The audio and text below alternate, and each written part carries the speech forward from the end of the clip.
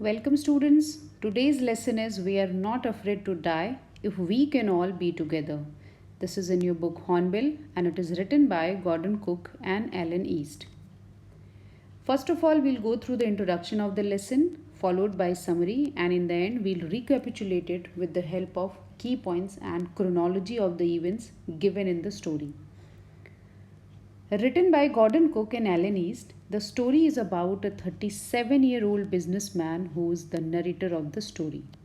He has a wife named Mary and two children, Jonathan aged 6 and Susan aged 7. He and his wife both dream of a voyage around the world on their ship called Wave Walker, which is a 23-meter long, 30-ton wooden hull just like that of the famous Captain James Cook. The whole family started sailing from Plymouth, England on July 1976. The initial phase of the 3-year long journey was from Africa to Cape Town. It was a pleasant. While heading east, along with two newly hired crewmen, strong waves hit them and their survival became a question. The story tells us about how they fought each day and survived till the end. Now we come to the summary. The narrator and his wife plan a voyage around the world just like famous Captain James Cook. They have been preparing and perfecting their seafaring skills for the past 16 years. They get a ship which is 23 meters long and weighs 30 tons wooden hull named Wave Walker. They test it in the rough weather for months. In July 1976, they all start their journey from Plymouth, England. They sail from Africa to Cape Town, which was quite a pleasant journey. Before heading east, the narrator hired two crewmen, Larry Vigil and Herb Siegler, to help them tackle one of the roughest sea, the southern Indian Ocean. They encountered strong and alarming waves during the second day. By December 25, they all managed to reach 35,000 kilometers east of Cape Town. The family somehow manages to surpass the bad weather and celebrates Christmas together.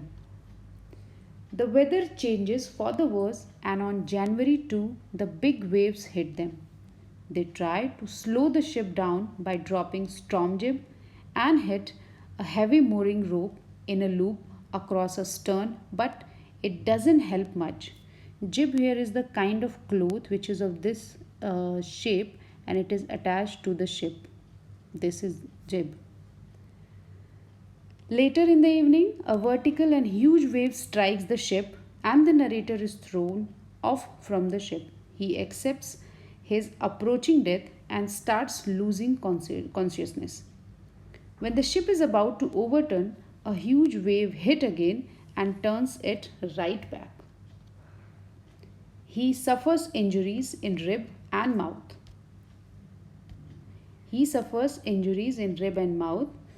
He grabs the guardrail and sails into the ship's main boom. He instructs his wife Mary to guard the wheel as he realizes that the ship has water in the lower parts. His crewmen start pumping out the water. The narrator goes to his children's cabin and checks on them, what their situation is. His daughter Sue, that is Susan, informs him about a bump on her head, which he ignores because his major concern is to save the ship this time. The narrator does waterproofing on the gaping holes, whatever holes had come in the ship. This makes water to deviate on the right side. The hand pump gets blocked due to the debris and electric pump gets short circuited. The hand pump which they were using, it was blocked due to the debris which were floating in the water around them. However, he later finds a spare electric pump and connects it to the drain to drain the water. They all keep pumping the water all night long. Their mayday calls are not answered as they are in the remotest corner of the world. There was no signal at all, so that their mayday calls were also unheard.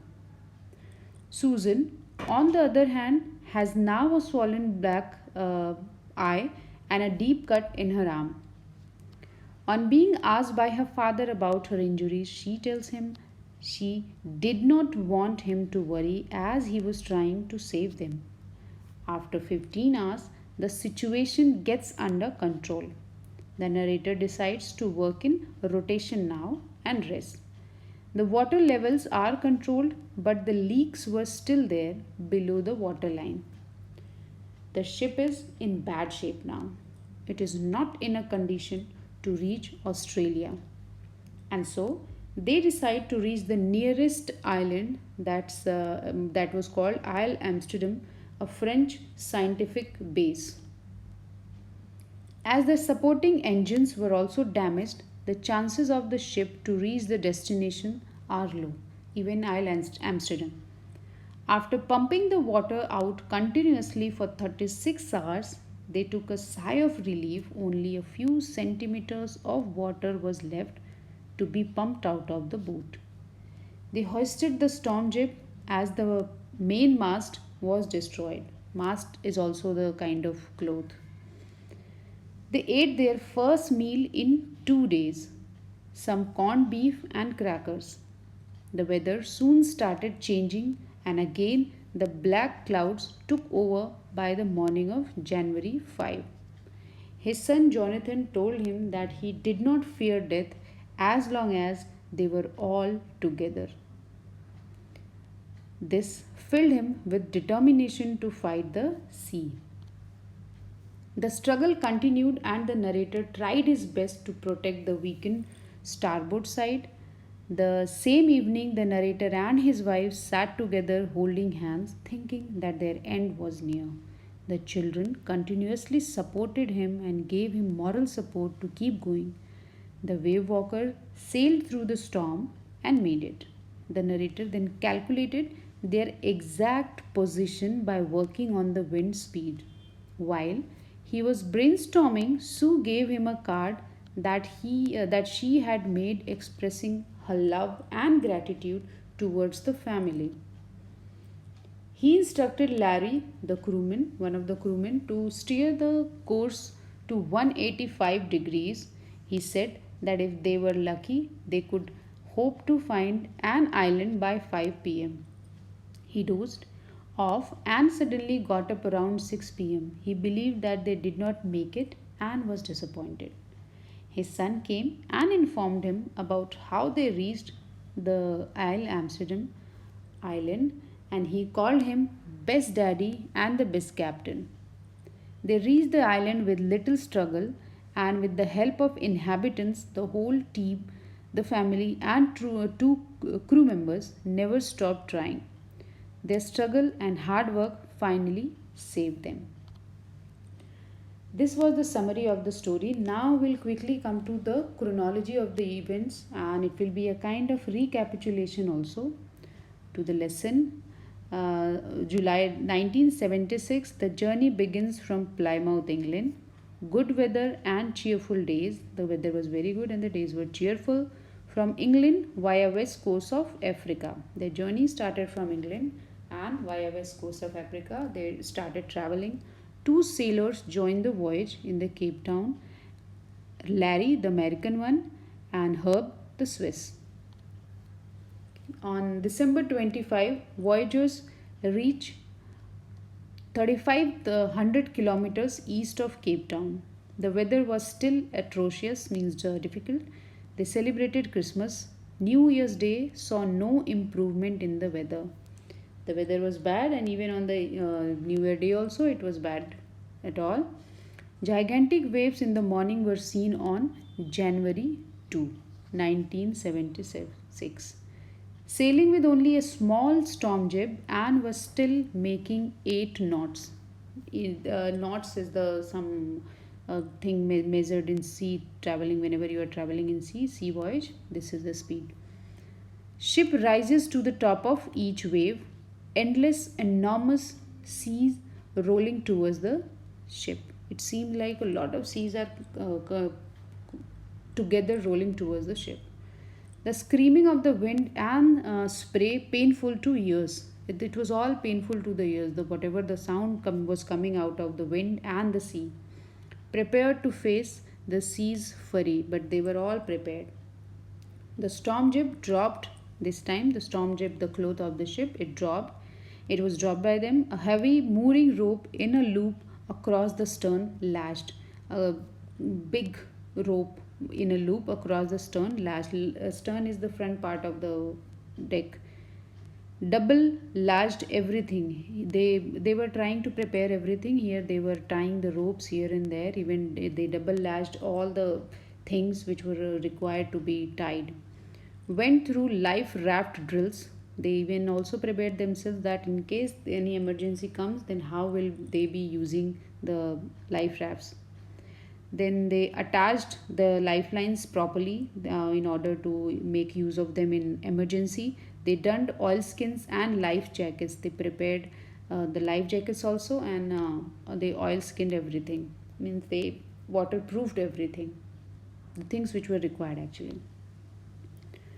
Then January 2, 1977, 6 p.m. Waves higher than the ship chase the ship. The wave hits back the ship again. The wave breaks the starboard of the ship. The ship was about to sink now. Mary took the steering wheel and the husband went to pump the water.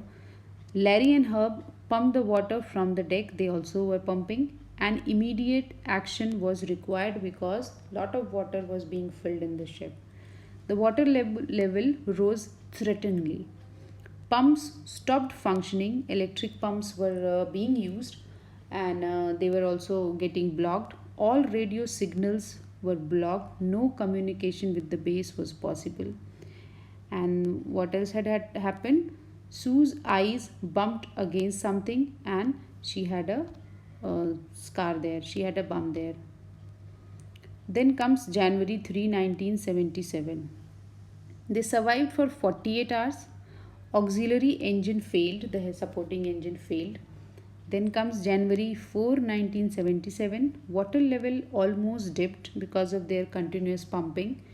Still unable to hoist sail on the mast for fear of the ship's possible wreckage. But they were still unable to hoist their mast, the cloth of the ship which they had taken down. They were still unable to do it because the ship was wrecked. They hoisted the storm jib. They tried to control the storm by hoisting the jib. Headed to the direction of the Isle Amsterdam. The narrator calculated the distance to the nearest island where they could get some help, and that was Isle Amsterdam, and accordingly he gave directions to the crew members. They ate a meal after 48 hours. On January 5, 1977, weather became worse. Jonathan says, Daddy, if we are all dying, we are not afraid to die. He says, if we are all together and if we are dying, then I'm not afraid to die. More water flowed in. Sue made a caricature and showed it to parents to laugh for a while. It was a card made by her. Narrator goes to sleep after predicting the ships reaching Isle Amsterdam, and he thought that by 5 p.m. they'll be reaching there. Before 6 p.m., the ship reached Isle Amsterdam. They got help there, and the narrator calls that island the most beautiful island in the world because that was the island which helped them in saving their lives from that rough sea. That was all for this story. Thank you everyone for watching.